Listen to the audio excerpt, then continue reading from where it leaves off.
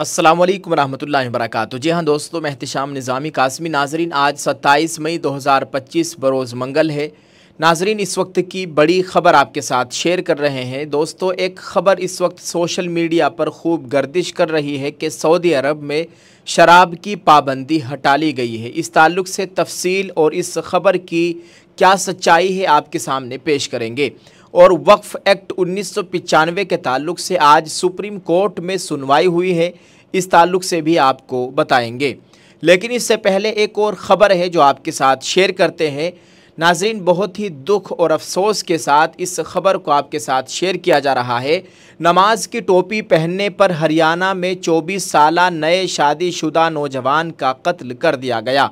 एक मकामी ने बताया, फिरदौस आलम एक सादा आदमी थे। वो अपना काम करता था और घर वापस आता था। उसने कभी किसी के साथ दुश्मनी नहीं की, फिर भी उसे कत्ल कर दिया गया।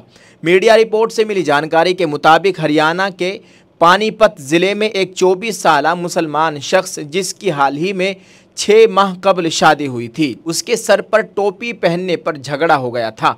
ये वाक़या 24 मई बरोज़ हफ्ता सावली चौक के करीब पेश आया। फिरदौस आलम उर्फ असजद बाबू दोस्तों से मिलने के बाद वापस आ रहा था। कत्ल के मुलजिम नरेंद्र उर्फ शीशु लाला ने मुबैना तौर पर उसने पहनी हुई टोपी उतार कर फेंक दी। फिरदौस आलम ने कुछ नहीं कहा और सुकून से अपनी टोपी वापस रख दी। ताहम नरेंद्र ने इस अमल को दोहराया। इस बार जब नौजवान मुसलमान अपनी सर की टोपी लेने के लिए नीचे झुका तो मुबैना तौर पर इस जालिम शख्स नरेंद्र ने उसके सर पर मारा। फिरदौस आलम फ़ौरन होश व हवास खो बैठे।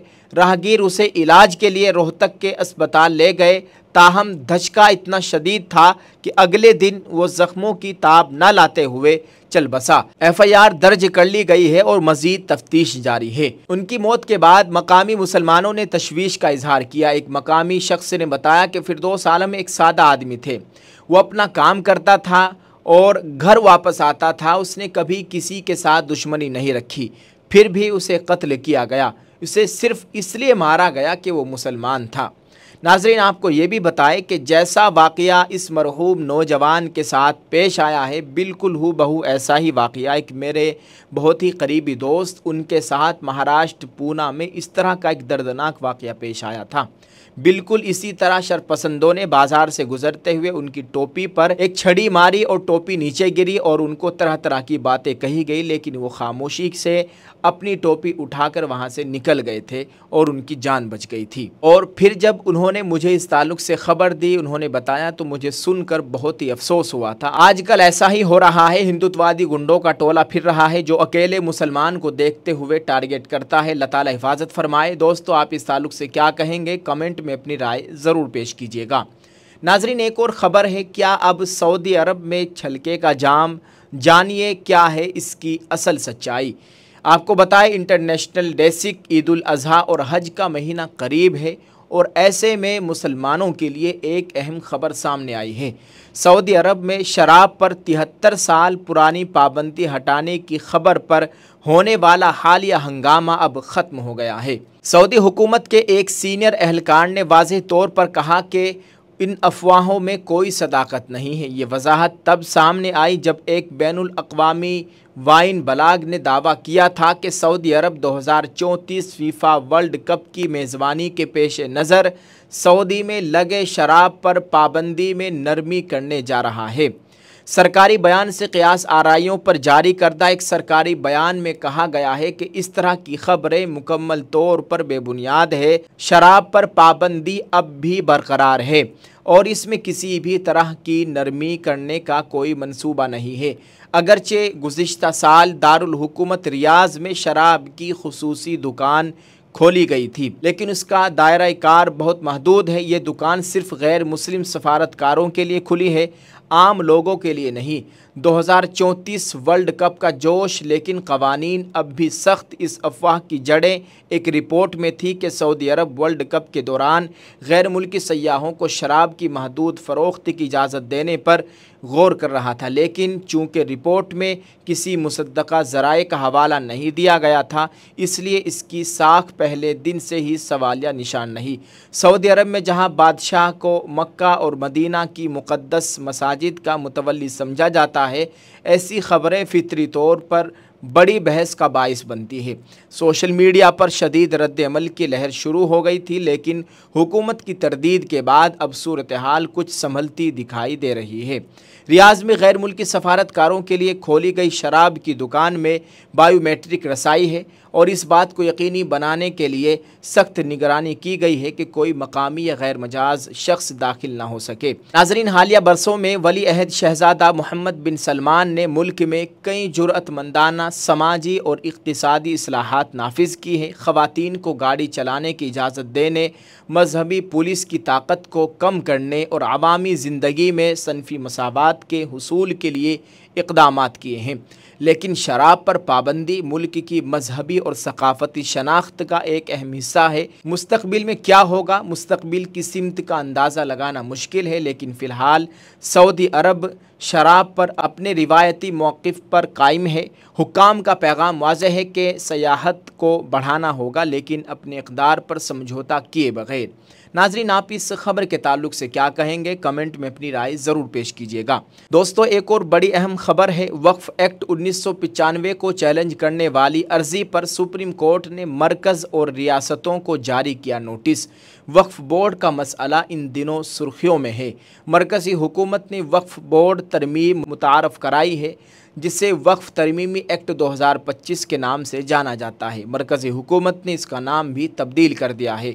इसके साथ ही सुप्रीम कोर्ट ने वक्फ़ एक्ट 1995 को लेकर मरकज़ और रियासत को नोटिस जारी किया है। सुप्रीम कोर्ट ने वक्फ़ एक्ट 1995 को चैलेंज करने वाली एक अर्ज़ी पर आज 27 मई 2025 बरोज़ मंगल को मरकज़ यानी केंद्र की मोदी सरकार और रियासती हुकूमतों को नोटिस जारी किया। Chief justice of India BR गवाई और जस्टिस AG मसीह की बेंच ने दिल्ली के रिहायशी निखिल उपाध्याय की अर्ज़ी पर नोटिस जारी किया। इसे एडवोकेट हरिशंकर जैन और एक और शख्स की तरफ से दायर की गई इसी तरह की दरख्वास्त के साथ मुंसलिक किया गया था। अब इतने सालों बाद चैलेंज क्यों दिया जा रहा है अदालत? वक्फ़ एक्ट में की गई हालिया तरामीम को चैलेंज करने वाली रिट दरख्वास्तों की समाअत करते हुए chief justice of India BR गवाई और जस्टिस मसीह पर मुश्तमिल बेंच ने पहले पूछा था कि इतने सालों के बाद 1995 के एक्ट को अब क्यों चैलेंज किया जा रहा है। वकील ने कहा, मुझे हाई कोर्ट जाने को कहा गया था। दरख्वास्त गुजार हरिशंकर जैन की तरफ से पेश हुए एडवोकेट विष्णु शंकर जैन ने यह बताने की कोशिश की कि अर्जी गुजार 1995 के कानून को बहुत पहले सुप्रीम कोर्ट में चैलेंज कर चुके हैं। उन्हें हाई कोर्ट जाने को कहा गया, लेकिन बेंच ने इस पर इत्तिफाक नहीं किया। साबिक चीफ जस्टिस संजीव खन्ना के बेंच ने केस की समाअत की थी। मंगल को सुप्रीम कोर्ट की बेंच ने एडवोकेट अश्विनी उपाध्याय से पूछा कि अब इसे 1995 के एक्ट को चैलेंज करने वाली दरखास्तों पर क्यों गौर करना चाहिए। इस पर एडवोकेट उपाध्याय ने कहा कि साबिक CJI संजीव खन्ना, जस्टिस संजय कुमार और KV विश्वनाथन की बेंच ने साबिक CJI खन्ना की रिटायरमेंट के बाद CJI गवाई की सरबराही वाली बेंच के ओहदा संभालने से कबल वक्फ़ तरमीम 2025 के मामलात की समाअत की थी।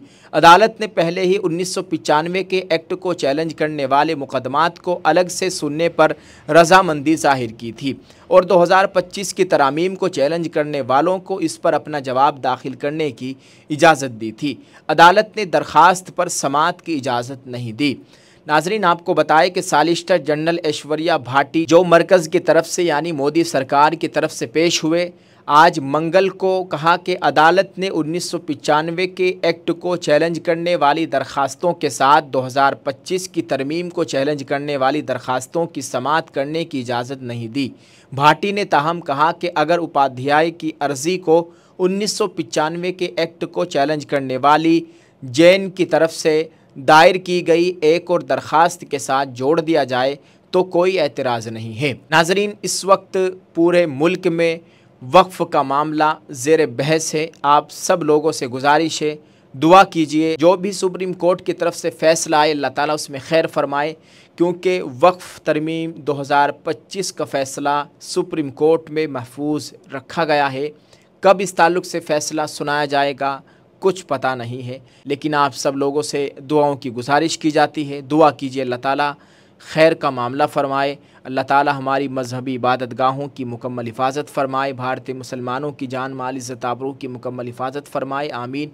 आप सब लोग तीनों ख़बरों के ताल्लुक़ से कमेंट में अपनी राय ज़रूर पेश करें, इस वीडियो को शेयर कर दें। जज़ाकल्लाह। अस्सलामु अलैकुम रहमतुल्लाहि व बरकातुहू।